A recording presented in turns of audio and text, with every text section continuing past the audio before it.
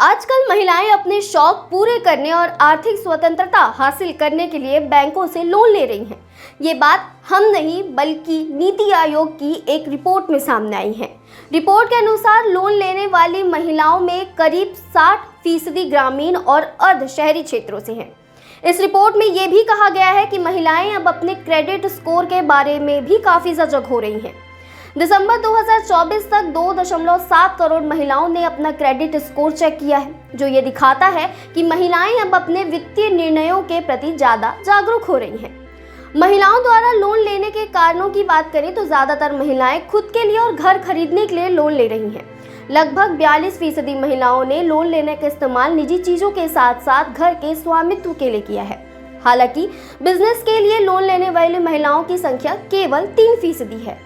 इसके अलावा 38% महिलाएं सोने के बदले लोन ले रही हैं। नीति आयोग की रिपोर्ट उधारकर्ताओं से लेकर बिल्डरों तक भारत की वित्तीय विकास कहानी में महिलाओं की भूमिका में महिलाओं के लोन लेने के आंकड़े दिए गए हैं।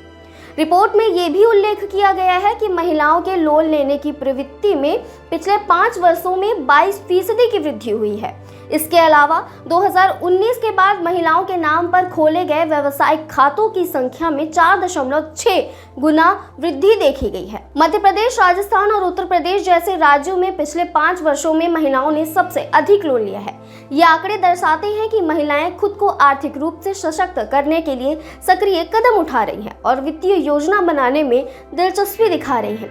हालांकि बैंकों से लोन लेने वाली महिलाओं के लिए कुछ चुनौतियां भी हैं। महिलाओं को बैंकों के नियमों और गारंटी से संबंधित जानकारी की कमी के कारण कई बार समस्याओं का सामना करना पड़ता है।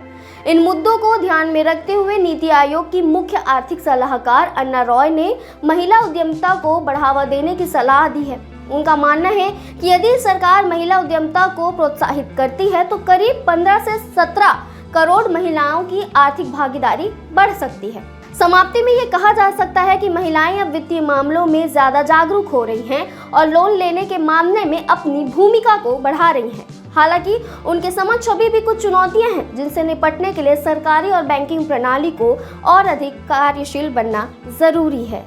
तो कैसी लगी आपको ये जानकारी, हमें कमेंट करके जरूर बताइए और ऐसे ही लेटेस्ट अपडेट्स के लिए वयम भारत को सब्सक्राइब करें।